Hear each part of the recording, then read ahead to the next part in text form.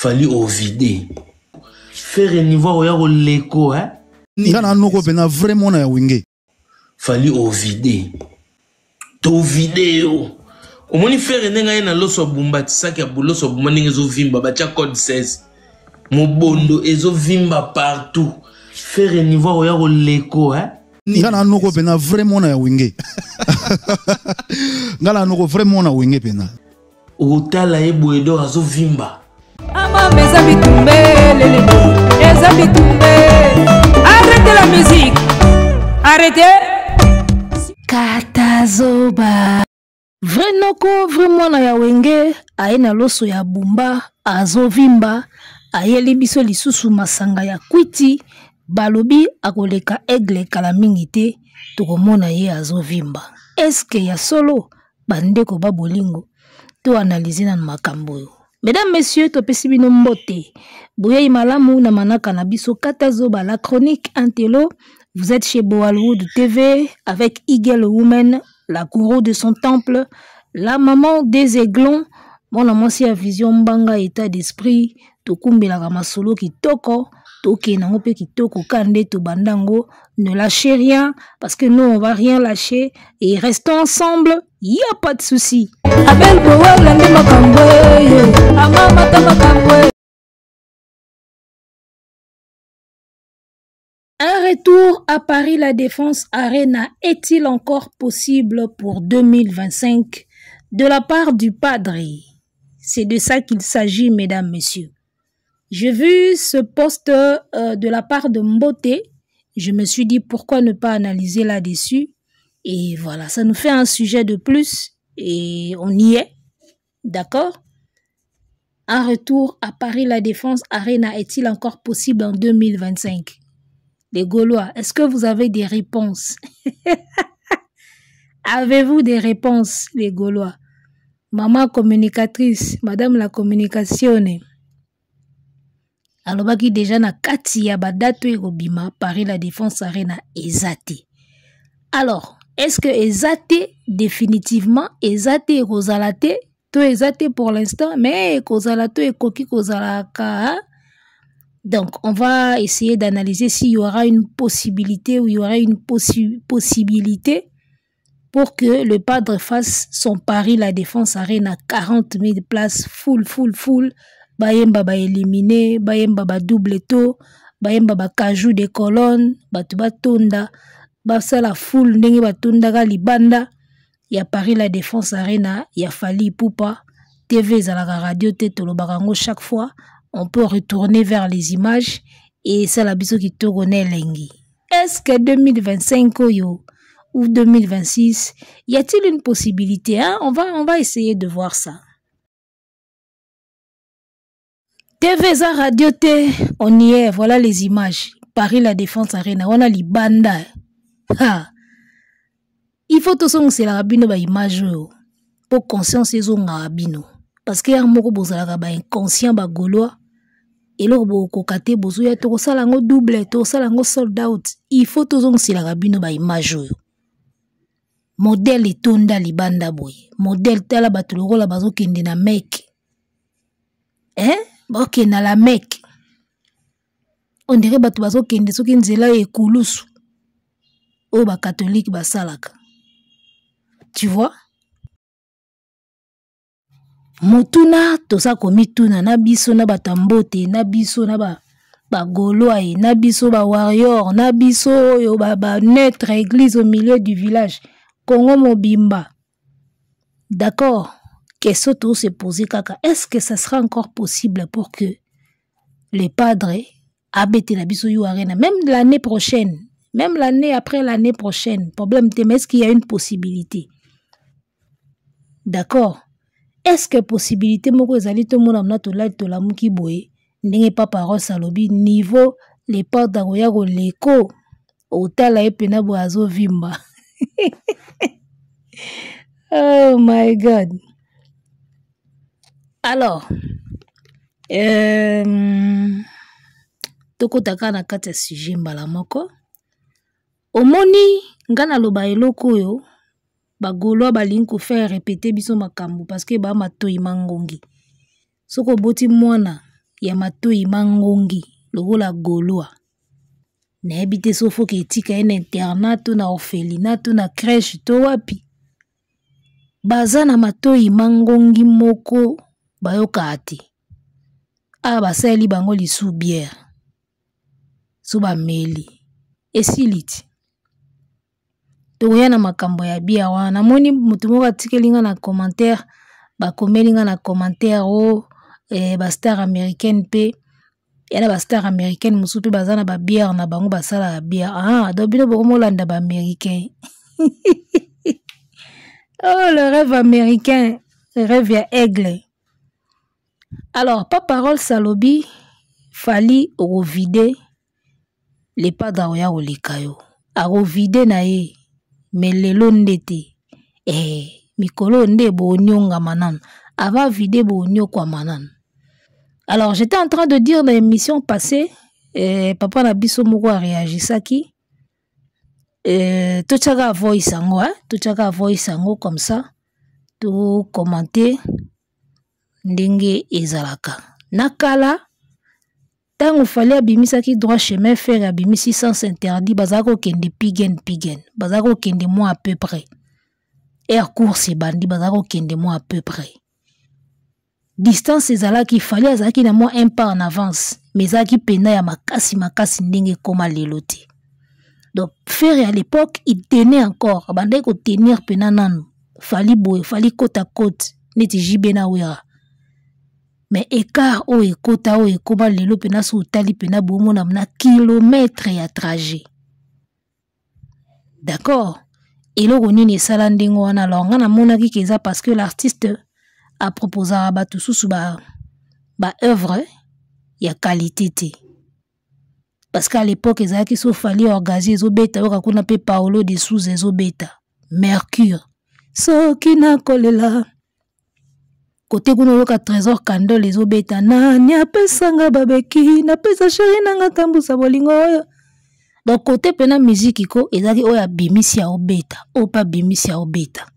Mais lelo to comment on dirait to tikalika na fali moko balbum eko bima 10 na terrain oyoka moko ka mutebetaka banzembo ya fali kaka ya F victime kaka mutu eyokanaka po yoka pena mwa nzembo ke nzembo ezo yokana nzembo pe yebani. Oyebi po yeba ke nzembo ebeti to nzembo yebani yemba morceau yebisa mutu aza pembeni na yo place ka yo okata ya continue bayeba nzembo ebeti nzembo yebani ndengwana eza te ke nzembo moko yo moka okanga ngo ebandeli ti suka po oza fanatique na ye nzembo batu bayebi te. Na pesa ke exemple moko ndeka na aboye so na yembi kaka soki na kolela pinzoli na ngai suite nango ba place boza boyebi so na yembi kaka lokola mulolo idima na katika wana boyebi da suite boyebi suite so na mika omba na sali nyoso oyo mobali ya solo ndeka na suki boyebi suite. Vous comprenez? Na pesa zo exemple nini? Nje moneti kukuko banzanga na photo te pona sina changea. Place na kati bino mode aboyebi suite. Donc voilà, nakala banzemba fali ne banzemba faire ezala ibongo. Yoko banda parti moko ya ndambu o etikali muninga continue. Ozunze muloka mobembo. Boyebi dia suite. Talandenge na kei koluka la vie mobembo. Suite wana na sa mitema na bino déjà yemba. C'est ça des chansons ndenge banda iko beta. Mais lelo banzembu ya les padres. Banzembu les padres koma oyemba boye. Suite mutu moya continue te. Po omona yebi yango te, soit yebi maloba bien te, soit ayoka ka mélodie, na yebi ka mélodie mais na yebi pena maloba te. Alors qu'avant ce n'était pas cela. Alors nga pona nga na mona ki eza que parce que le padre ne propose plus de belles chansons comme c'était avant. A proposer sous ba belle chanson te. Musique ya koma ko beta lelo eza musique moko ndire banzembo na yembi ba musique on a banda obeta kala on dirait comme kala na changer nos style ya musique alors que ba changer la formule o esimba ba changer en te omoni ba changer la formule o esimba te yo mona ke na yembi pe banzembu bongo trop banda na maison mère ti na yeko sala ba jet set ti na yeko sala ba nini na yembi ka bongo na changer nos style ya musique ko changer o changer wana ebeba banzembo koma trop technique on dit ozo yemba pona ba musicien alors que ozo yemba pour que ba fanatique ba mélomane ya bonne musique o ba yebi ba gamme te ba yebi ba note te ba ngondi ba consommer bino. Et ce que je trouve de drôle d'ailleurs na makambo ya musique au moins un artiste et musicien o ayebi note ayebi gamme ayebi nini alors ça la musique pour bato ba koyoka ye ba fano ba somba ye ba yebi na ba note te ba yebi ba organe te ba yebi na bango te nini laxi nini soprano ténor première voix deuxième ba yebi yango te mais ba on disco ba consommer musique au artiste au somba. Je trouve ça un peu drôle. Donc voilà. En tout cas moi je pense que ceux qui artiste na biso bande ko proposer ka banzembo ya kitoko makasi époque ya ba Olivier Chimanga époque wazaki na ba Paroline wana ya kala so pe ba bebana na comprendre te ndelelo bakendaka pigen même s'il fallait linga leka quand même na ba réalisation mais côté ba chant d'accord balinga ba ndokinde pigen imaginez que fallait bimisi former cette médée cartonné Lady Di est cartonné faire épée bimisi boy quand ndenge banzembo ane cartonné zo cartonné na ba Côte d'Ivoire ndenge pe ba visa à faire cartonné na Côte d'Ivoire bolo bani. Imaginez maintenant faire akepe na Côte d'Ivoire a chepe micro boy batu bazo Mbappé ba monanga nzete na kitoko nanga atana buki bassin. Vous comprenez? Akepe pays moko boye achepe micro boye batu bazo Mbappé nzemba onini nde ba yembaka laisse-moi te dire que tu es mon lingot nde ba yembaki on a Libreville Salmo Bimbezo yemba. Imaginez faire escroc na banzembu pe zo cartonner ka bongo na ba Libreville na ba Côte d'Ivoire. N'est-ce pas que lingaye bandozala moi pigen moko lingaye bandozala wana. Tu vois? Avoir un album qui cartonne, avoir des chansons qui cartonnent, et ça cause à la solliciter. Parce qu'on te sollicitera par rapport à ça. Nzembo e beti et puis ça ramoute ba contrat. Album e simbi et puis ça ramoute ba contrat. Inos bi asaila kabiso kaka yope ba pesa yo ka moko wana. Moko kaka wana yope ba pesa yo wana. Yango moni inos bi akoma lelo. Akutana soki na ba asala ba featuring na bata minene ba yakuluka ye après kana yope wana. Akenda ko beta na ba pays au Afrique kenda nominé na BET. Après Fally Ipupa deuxième nominé congolais na BET. C'était par rapport à une seule chanson wana i cartonnaki. Donc une chanson qui cartonne ou un album qui cartonne, c'est des tournées, c'est des sollicitations et ainsi de suite. Ce que mon artiste est très sollicité parce que banzembo zo yo kanate. Nzimbo zo yo kanate ba obengo par rapport à quoi? Obet album boy elekinye. Ce que ba obenga ok beta nini. Même si c'est un festival. Même si c'est une soirée ou yomoko spectacle yomoko fwe beta. Ba producteur bazalaka excité ya obengi sa artiste. Ce qui est na tube zo cartonné. Époque ya Mado e cartonaka. Je m'étais retrouvé dans Côte d'Ivoire dans compte il y a Parlement du Rire. Tu vends tout sur un producteur Moroboy. Tu es du Congo. Comment je peux faire pour inviter Fabregas ici? Nabi, mais on n'a qu'à chercher son numéro. On a Mado Six, tu vends des terrasses, place tu vends qui wana bâti ba TV bâti na ba bar, bâti ba Trace TV. Bâti minka Trace TV musique et bêta ya Mado skou ezo bêta na TV. Ah, c'est cette chanson en cartonné. Au moni, dans ce qui producteur on a bien ça Fabregas na Côte d'Ivoire, c'est par rapport à Yamado qui avait cartonné. C'est ça. Dans ce moni malili o côté na kanya les padres, ba sollicitation mouké, ba événement mouké, ba visite mouké, c'est parce qu'il y a des chansons qui n'accrochent plus. eza na banzembo ya kroshaka sute mangweri mazazu ene wana kutute shekele pete ay ay ay aha bo wana pe sala ye makambo pesa ye makambo ye omoni surtout ba époque ba porte monnaie wana na ba shekele pete faire azaki na sima makasi te azaki na sima makasi te par rapport à Fally. Fally était toujours en avant, oui. Mais Ferré n'était pas aussi loin. Époque baché que les pétés au bêta. Tu vois? Époque makamboane au bêta. Et puis si il avait déjà commencé à entamer des gros featuring. Nazo sabino nde lelo Ferré na Fally bazaka pigen. Et tu vois na JB. Là donc ye moko pena a croisé na les bras alala na ye atika na ye mwana maya lekai. Imaginez ka bo Fally featuring Olivia. Sweet live eza kante munini. So ki listen to me. I like it. Bongo ni okomi sapo ya butu. Emelenge koyela ye. Mama nanga ye na peli. Bon wadi matisa ka Fally asali featuring na Olivia, moi c'est 50 cents. Wana to money, moi c'est 50 cents. So imaginez ce qu'on wana kan ndenge Fally betaka na Olivia boy faire ce quoi ki azu Céline Dion. Fit pena ya mobange carton. Tala na biso elinga ke zala pena mama na pigen ke bazo kende pena ndenge moko. Faire ye moko abomage. Fally pour pas featuring Linsha. Kobo sanate. Yo siko ki ozu ser wana oyo. Oh ayembaka, je déconne pour toi, je suis nanana. Omoni. Tela, so qui fait la kendagi na jeb o bongo, ndele lo ba mi balé bazala pena égal. Na kosote.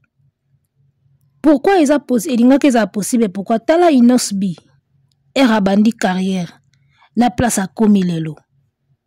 Tolobite ka kokani na Fally mais inosbi azo se frotter pe na Fally moko. Voyez déjà na Congo mobimbande toza boye bazaka bango mi balé nominé na BET Award ya ba américain. Fally 2 fois, inosbi 1 fois. Ça voulait dire quoi? Ça voulait dire quoi? Donc inosbi a se frotter pe na Fally moko. Mais bien kaye sima. Donc, c'est une évidence que Ferré soki atchaki pena makambo en jeu alongola ki musenzi na ye. D'accord? Alongoli ki musenzi ya featuring te, biso ba featuring te, mais consommons congolais made in Congo. Oh biso boye te, wana ba yuma, bazo tchaba tu poa, featuring te, il faut pas être complexé en ça. Soka longola ika idée wana esprit wenge wana. Nde Ferré na Fally lelo pigen ya usakanati. Obeta nzembo lokola zazu. Ya de ana tendance moko ya ba world music, ya musique urbaine. Remix yango oluki sermo azo cartonner na poto. Soki Ferré kendaki bongo na musique, yaya, nde lelo pena tozaka na embarras du choix. Na kosa binote. Nde lelo tozalaka na embarras de choix. Otali koto Fally, otali koto Ferré, omona ke bango tu ba opesaka makambo. Ozomona. Fally pour pas featuring Aya Nakamura. Jusqu'au Ferré, okesko na niveau France wana, yo po yeka ko fit, ser moko azo cartonné kana ba poto wana. Soko kenda ipa na concurrence ango boy, na zo sabino ne lelo, pigen ya osakanati. Vision kande boma Ferré. Ilobi nango vie nanga na pesi mbote ou atikele nga message na WhatsApp. Eloko boma le padre vision. S'il avait cette vision là, aye kon demande tanga moni ke ba fanatique ba komo pousser et puis ba moni ke comme si Fally musika etiki ye distance nda comme si ko kota makambo ngo ndambo. Alors que na tout début, soka kenda ina oka bongo déjà. Nazo bisabino mamba blague te, so fera kende na jeu ka bongo. Nde lelo pene zaka pigen. Ozomona. Fally featuring Youssou N'Dour, Ferry featuring Salif Keita. Imaginez un peu. Imaginez un peu. Ou ok peka pas Youssou N'Dour ango pekaka. Bo betis ko style moko boy. Bozo mona so ke guerre kenda ina ndengo na nde makambo linga ezala. Neso linga ezala kita na Congo yoti. Yeah? Fally featuring R. Kelly. Fera vandi si kwa tele calculer. Ayi bona sini Rihanna. So Rihanna na okokate eke mbongo za mwa mobulu muke mwa chikon pene zate. Obi bona ba mibali à part R. Kelly nani sous États-Unis a pesaka pe mwa makambo. Tozo Asher. Fally R. Kelly Ferry Asher. Yaya. Ata boyembi kaka 1 2. Et bien, on va faire tirer mon sous ata boyembe loko te et cartonné. Pourquoi? Parce que bah mon akaka ke ye na ye. On comprend? Bah fait tirer mon sous simba bongo. Zembo za pena danger te motalika grandeur et artiste wanana oyo i. Et le romo ezaki n'était impossible dans le passé. Le lot c'est quoi s'est réalisé. Koka mawana ka e fuli nzembo. Fally R. Kelly Ferry Asher. Au moins, so mona maya kenda ina rivalité au bongo. Ou bien faire P. Diddy. Fally R. Kelly faire azu P. Diddy. Ou CD na opena boy, ou kiti na opena mbatu, CD na opena facepalm boy, bou P. Diddy. Tozo imaginer kaka. Au moins, so concurrence kenda ibongo. Boyo komana ba commentaire wa biso tokote kasima te biso bongo te misala mabe on dirait basala ka déjà za misala malamu ba musicien to lela ba digital la wat ba kenda na ndenga bien toloba te ba digital ba kenda na ndenga bien po bino bokoma mo santu soke komi na ere ya wangana. Oh P. Diddy, omonie, biso simate, biso te, boza ba santu, boa ba santu. Nana témoignage ya mon père wa maloba awati. Musicien abongwana. Abimisa ba secret, Siko yo ya oyebisanga ke mwana bova, ye musique nyonso asali tina ba wenge ti boye, asalango ka normal ka boye. Boniko? Bokoka na bino nde makambo te. Comprendre? Donc, tala ndenge mwana mai aboma jeu moko atika distance eleka. Parce que soka zaki signataire, parce que on est à makambo ko signer. La vie ou la mort. Au signer, ngam na signer na opesa tout pour na réussir la musique. C'est un choix. De ce moment mai azaki pena signataire ndeto ba kina signataire kena signer penza kenga na signer tout pour na réussir la musique.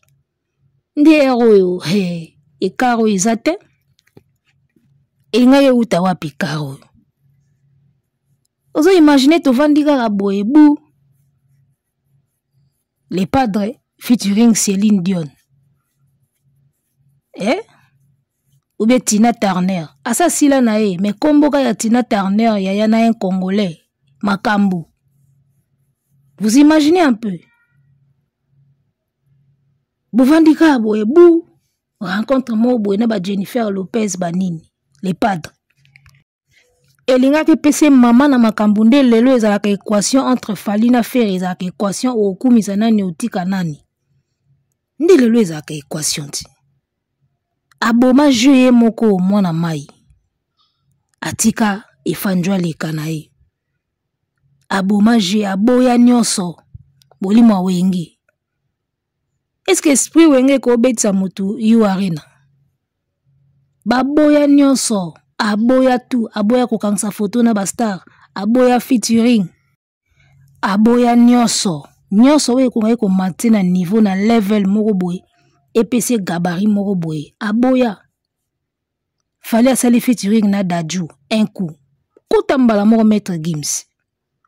Bomona maambango. So ba kenda na ngo bongo na pigen yo zio ngana zio. O simbia na simbia. O yeboy o ina yeboy. Nde lelo mla tozaka na mbara de choix. Mais mwana maya banda ko boya nyonso tongo. O featuring te. Ko kansaka ba photo na batu. Tango yeko comprendre que yango nde makambo trop tard basi baleki ye de batiki.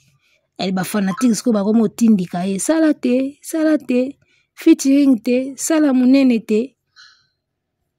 Boko beta yu arena te. Ba possibilité oyo e bando sala ke yo ko sala ke boko mana gabarit ya yu arena. Bo rata ba possibilité wana bo sala yango te. Molimo awenge yaona lobaka molimo awenge e robetsa mutu yu arena te. Bana wenge baaki na vision moko ya mukuse. Basumba bakar, basumba bandaku na ma campagne, c'est tout ce qu'il voyait à l'époque. Fallait vision zalaki a gagné monde international à côté américain. Fallait avait le rêve américain. Omoni bana wenge bazalika ba free mebele ko boye ebele azimu kanda akepoto atongi ndaku na somba ba brique nanga na tonga bandaku na somba mutuka eza idée bien pour ko investir pour na lobby ya bana. Mais la musique eza koza limité makasi. C'est vraiment être limité na musique. Kozanga ba ambition. Koboya boya nyoso. Oboya makambo o lelo nde linga esala o mutu. Nyoso boya. Connecting oboya.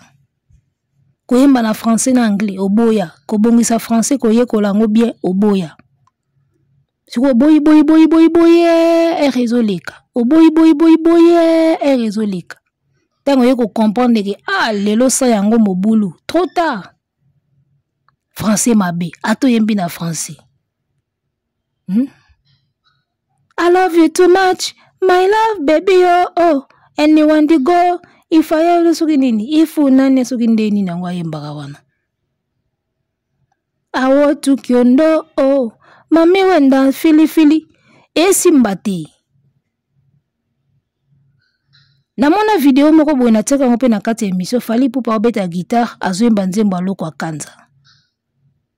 Do ezaki système moko banda osala depuis kala depuis azokola banda ede akoyoka batu wana. Nga na yebiso muta komo yekola musique sika ba yebisaka yo na voix na yo il faut travailler musicien kingandi. Ponga pe ba yebisa ngango. Tanda ningana banda mamba oyemba babi yo il faut travailler à mingi kingandi. So ba yebisi il faut travailler à kingandi c'est-à-dire yoka ka trop. Télécharger banze mune somba ba disque na ye banda ko yoka ye mingi. Koyoka mutu esala akeko taona subconscient. So ke vandi na subconscient na yo ya mona batu mingi ba umela place moko ba komo loba ndenge moko.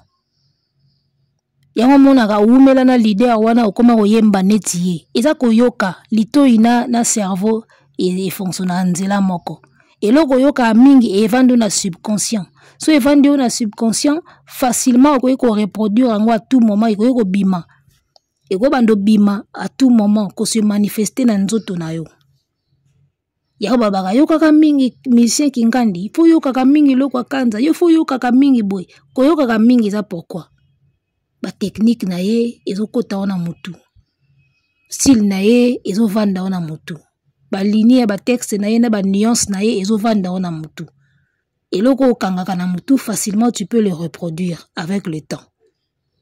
Ndendenge ezalaka. Ya loko amona classe so zo tanga mingi ba cours et kota ona mutu. Avec le temps, interrogation à ta orale sans cahier, sans nini ou répondre bien pour écouter na mutu. Même exercice basala na chant. Oyoka ba américain te parce que pour toi c'était au demba ou rien. Rumba ou rien. Oyoka américain te oyoka ba subsaharien te mbala moko komeli biso na 2024 2025 olingo yemba na anglais olingo yemba na français. Voilà pourquoi ba défaut est belé. Ba défaut est belé. Tant ozo travailler John Poy pourquoi ma oyemba lo wa John Poy. Tant ozo travailler Pepe Kale pourquoi ma oyemba lo wa Pepe Kale. Tu prenais du temps pour Pepe Kale yangona lelo soko ye tu peux reproduire Pepe Kale. Sokina kolela pinzoli nangai barobine woko pangusa. Tu peux le faire parce que tu as eu du temps à travailler dessus. Donc pendant que tu travailles Pepe Kale, au travailler bata mindele te. Soko lelo oya oyembela biso mindele kaka na ba faute. C'est normal. C'est normal oyembela biso kaka na ba faute. Ya un moni fallait le baka trop d'avance. Lui il était déjà dedans depuis. Donc oyemba ngo lelo eza hasard. Yosko komo salango le community forcing et community ya brusque. Onde mutu mo ba brusque yeke. Sala lelo boy. Elle va mona tanga géo. Et puis ka prof a pesa intero ya géo. Boko taboy intero ya anglais. O salango bien te yo tangelo mususu. Na mutu na yo géographie ndeza kuna. Ba colline, ba plateau, ba plaine, ba ravin. Otangi yango maîtriser yango meli pena kaye mobimba. Oya bo intero ya anglais. Ne makambo zo salama na musique. Tu n'as jamais travaillé les chansons françaises, les variétés françaises, tu n'as peut-être jamais écouté. N'aimez écouter des choses sur Vanda ou Tata ou Kataba Francis Cabrel. Elle écoute pousser les fleurs au milieu du bruit des moteurs. Est-ce qu'elle n'est pas dans un Tata Vanda ou Kataba Mindeli à Français Ndingezalaka? Je ne pense pas. Je t'aimais, je t'aime, je t'aimerai, mais quoi que tu fasses, l'amour est partout où tu regardes. Sur le moindre recoin de l'espace, sur le moindre rêve où tu t'attardes. Amour comme s'il en pleuvait, nu sur les galets. Mon enfant nu sur les galets. Vous comprenez? Quand j'étais petit garçon, je passais tous mes leçons en chantant. Est-ce que vous avez tout le temps yo kataba vie wana basala ba variété française ya kala ba luambo ya mini ya ba français ba taboulé ya ba français? Je ne pense pas que nanda kuneza tena mo ba disque moko ya ba mindele ba nini ba Julio Iglesias. Fidèle à notre amour, je suis toujours fidèle pour un mot de l'homme éternel. Nandimite que les pas dans un tata yo kata musique ya ba paya ya mindele. Pour ya ko reproduire ango. Je ne pense pas que ozo tata wana. Alors moi na mai na yo sikoyo e fanjo abanda o salango. Ya moni lelo comment na facilité wana. Sans, j'ai tellement envie d'aller au 7e ciel sans redescendre, ferme les yeux, fais un vœu. Sans fali, non. Abandango kala. Boko kanate na yo muto bandiango ya briske osutuki eli yango ka aboy salango osutuki boko kanate. Donc voilà, ba rêve différent, ba vision différente yango moni pigen et katana na nzela. Sinon soki ba rêve ezaki neti à peu près ndele lob na bokendaka na match nul. Mais là à l'heure où on parle, il y a même pas match nul. Match nul les a coûté dans ce jeu, il y a coup, 10 à KO, KO debout, 1-3-0, 10-0, aux yeux trop, mêli trop. Donc voilà, pour répondre à la question, est-ce qu'il y aurait une possibilité pour que Golo Bakota na yu arena ba savourer musique et artiste na bango na kati? Hey, en tout cas, wana pena, ti jeudi, yu arena pena ti jeudi ya. Capacité nini, album nini, banzembo nini. Pas parole salobi fali au vide faire oya go leko. Nini, pas parole. Époque wana si eleka.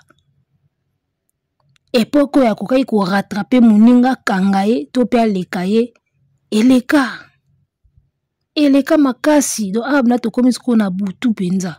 Journée mobimba osakani osali loko te butu siko ekomoya. Butu siko ekomoya. Akoka soute. Bo mela soi, boko rêver belé, boko souhaiter belé, boko penser belé, mais réalisation et aux moi passi. Paris la défense arena penza. Au moins miracle.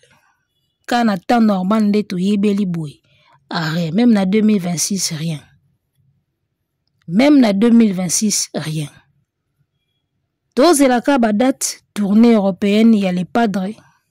Tournée européenne, il y a robeta na ba salle, il y a ba djonga na ba nganda na ba restaurant. Tout à la kaka. Sur 5 dates, ma combien robeta ma combien ba ko retirer. To mais ça na déjà. To mais ça déjà na théâtre na biso. Au deuxième saison déjà en gros. Donc voilà, on va lire un commentaire, on va répondre très rapidement. Boto qui n'a chuté. Alors, Bakomi Boye, Bakomi, connaissez-vous l'ex-superstar du catch américain qui est aujourd'hui acteur du cinéma hollywoodien de Dwayne Johnson, The Rock. The Rock a sa propre marque de tequila, Teremana Tequila. L'artiste Ferregola a plusieurs casquettes. Donc voilà, on a compris que c'est un commentaire laissé pour nous défendre Masangana Bango ya Kwiti au Basali. Comme quoi, il y a des Américains qui ont investi dans du tequila, il y a des superstars qui ont investi dans des vins et tout. Déjà, il faut savoir une chose. Lorsqu'on investit dans du vin ou dans du tequila, d'accord, le public cible, c'est qui? C'est des riches, les hommes riches. Ou basi bazui vie na bango ba gagner vie, ba komika ko ça plaisir, komisa la plaisir. Bazelaga liwa ba kende. Mais lorsque vous investissez dans la bière, tu vois, bière. Lorsque vous investissez dans la bière, le public cible pour la bière, c'est qui? C'est le petit peuple. Public cible ya bière et ça petit peuple. Public cible ya ba vin, na ba tequila, et ça ba boss. D'ailleurs, masangango pezaka moins cher. C'est des boissons de marque, hein. Ils sont moins cher. D'accord. Et ça ba noble nde ba melaga ba vin na table. Ba noble nde ba melaga ba tequila, ba bloga minene ba masanga oso ki na boîte o ka ba biso $300, $400 na boîte, 250 bouteilles moko. Ce n'est pas destiné au petit peuple. D'accord? Moutousi a gagné mbongo na ya komika na place amisa la plaisir azelaga liwa. Mais la tequila, mais la vin, c'est noble, c'est royal. Ils ont des boissons royales. Mais la bière, les Gaulois. Surtout bière au wapi. Modèle kana moni lengwana on dirait un koi. So talipe boy et aux 1500 ou 1000 francs ou 1500. Donc ba prix nango yango wana. Et ça n'a pas prix à bankoi, ba petit quartier, ba bière wana tout. Alors faire le business, il y a une bière à ce prix-là. Ils ont qu'à détruire petit peuple. Bon, mon différence. Ils ont qu'à détruire qu'un petit peuple. Bah, on a 1000 francs, on a 1500, même 2000 francs. C'est rien pour un Congolais. Un Congolais qui veut boire. Même bière à 3000, ils ont l'autre. D'accord. Donc, tant aux autres qu'à bière, ils sont destinés à petit peuple. Comme on a qu'à qualité nango ndenge nango na prix au ba ochango, ils ont pena pour na petit peuple. Alors, mingi ba jeune. Pour détruire jeunesse, na bière. Pour na nini, The Rock asala tequila, ou PDD asala masanga soki whisky nini. Sala ba whisky pour na ba boss. Boss c'est a bongi déjà. A savourer ka la vie, a savourer ka mbongo na e. Mais pourquoi détruire la jeunesse na ba bière? C'est pas un bon exemple. Ngana lobango, vous pouvez prendre les Américains pour des exemples, mais mais les Américains, la majorité, on peut vraiment pas prendre les Américains comme modèle. D'accord? Côté ba réalisation, côté makamba minene basalaka ba invention, ba nini kokende na basanza, kosala ba film kitoko. Là oui. Mais on ne peut pas prendre les Américains pour des modèles na makambo ebele parce que kuna déplace bo soto ya mukili vandaka. Donc lokola The Rock asali whisky, biso pe to sala whisky. Lokola PDD azalaka na Will Johnson, c'est que biso pe to pakola Will Johnson. So to bito ki na ona logique na bino. Moi je pense qu'il n'est pas intéressant ou il n'est pas intelligent de justifier et locaux parce que les Américains le font. Les Américains ne sont pas un bon modèle. Ce qui se passe aux États-Unis, demander batu ba vanda akuna. Pour la banane à bangos même, c'est dangereux. Tu vois ça? Défendre bien en ayo peut-être que bon. Ils ont un business, yangonde na moni est facile à faire, to yangonde na moni otambola bien. Mais koya teo de rock asala whisky, nani asala vin, biso pe tokosala masanga ya kolangwa. Les Américains sont pas des bons modèles. Église yaba sataniste eza kuna, je vous rappelle. Ah peut-être na comité mais eza kuna déjà église yaba sataniste eza kuna. Bon ça la pe église yaba sataniste. Non. Donc voilà, trouver d'autres justifications. Il y a les Américains ont fait ceci, un Américain a fait ceci. Pff. Moi, je ne trouve pas ça une bonne raison. Il y a se justifier qu'il y a un sali parce que les Américains peuvent salaire boy. Non, non. Bon, la justification n'a bien moussous, on a besoin l'art, on a besoin de tekelo, moko boy tout la raté pour bien et tout la raté na Congo. Au moins on a bakara bralima ya masanga, so qui tout année sopani. Bon, on a des ba jeune ba ya ko mema ba casier moussou ba o melaka sur place. Ah Congo bami tuka bralima ne mema masanga, so ka esali accident we baluki ko na terrasse. Yeah. Bazo ya bazo toka bakazi bazo kende musu bazo fungola bazo melaka so na kiminda ko retard na mi melela awa. Donc voilà un peu boluka justification mususu ba justification ya ba de rock asala whisky ou asala tequila ou asala nini. Moi je m'emballe les cils là. Je m'emballe les cils. Ils ont un couteau. Moyen ko se justifier. Ils ont un business. To condamner te mais to talaka apport nango na société. Une société où la jeunesse est déjà presque perdue. Tu vois? Société où tozo lingato bimsa batu na anti-valeur mais batu ba komi imbibé na kati anti-valeur. Oseli bango sous bière. N'habité. Alors je vais vous mettre une image. Bokende na chaîne ya Alain Foka. Je pense que l'émission en a côté si ango lelo. Alain Foka. Alain Foka média ou Afo média na YouTube. Il est en train de parler des problèmes yaba hôpitaux en Afrique francophone. D'accord, c'est là où je me suis dit au lieu qu'un artiste ait la biso ba bière, to mélatose maladie, yaba poumon soki yaba nini plus tard, tant mieux créer les hôpitaux les gars. Tant mieux bosser la biso ba hôpitaux. So to meli bière to tomber malade to kende ko se soigner na ba hôpitaux. Tant mieux ça na biso hôpital pour to yaka ko se soigner. Que to me la bière to tomber malade pour to luka ba hôpitaux. Oh, ils a presque na ba équipement. Allez voir sur la chaîne d'Alain Foka, il a vraiment exploité un sujet très intéressant. Ba état ya ba hôpitaux na ba Afrique na biso. Ba traitement ya bien té, manque ya ba équipement, manque ya ba matériel. Allez voir sur la chaîne d'Alain Foka et vous allez vite comprendre que ça la bière est importante. On peut gagner plus en créant des hôpitaux bien équipés na Kinshasa. Imaginez au lieu muta kende ko sala ka ba dialyse libanda, akende ko sala ka ba nini libanda. Yoza na hôpital moko équipé en tellement bien que ba sa dialyse na Congo.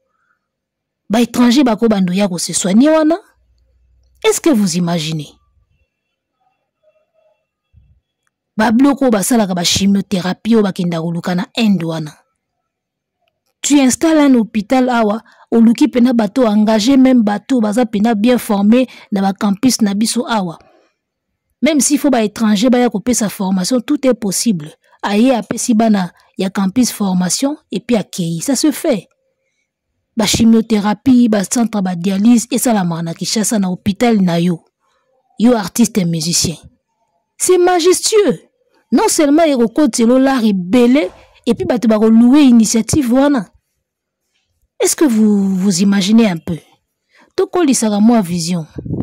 S'il y a une chose, on a qu'à lutter contre laquelle je peux lutter pour que s'il y a dans ce monde, c'est la maladie. Je déteste la maladie du fond de toute ma force. Du fond de mon cœur, de mon âme, de mon être, de toute ma force. Na lingaka maladie te atamuke. D'accord? S'il y a quelque chose que je peux donner pour que la maladie disparaisse dans le monde entier, na ope sango. Pour maladie si là. Na linga ka maladie te. Donner dans la boussoka santé comme il va bouger. Na sa zango ba jeter. Ataka li kwanza mukie na kimi de ambang. Mona munganga. Na linga ba na santé te. Vous comprenez un peu?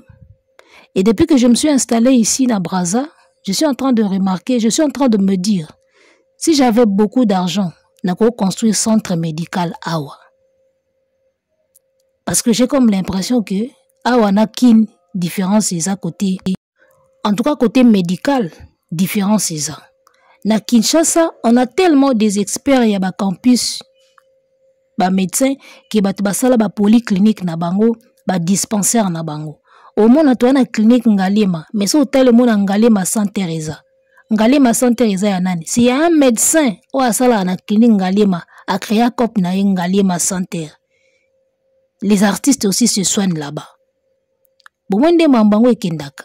Alors ici, par rapport à Yabiso, ba centre médicaux, ils ont pena ya moins neti moins koluka quoi. Et parce que kini déjà tous ambuka munene, c'est tout à fait normal.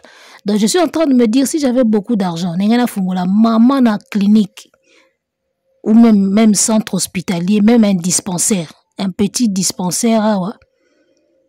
Tu vois, petit dispensaire moro kaka moi 20 mètres carrés moro boye et engager ba personnel compétente, moi place à cause soin, moi kinini, moi tonga, moi nini. Tu vois un peu. Et puis, c'est quoi le marketing? Le marketing, c'est repérer les besoins qui manquent dans la société et puis qu'on répondre à nos besoins.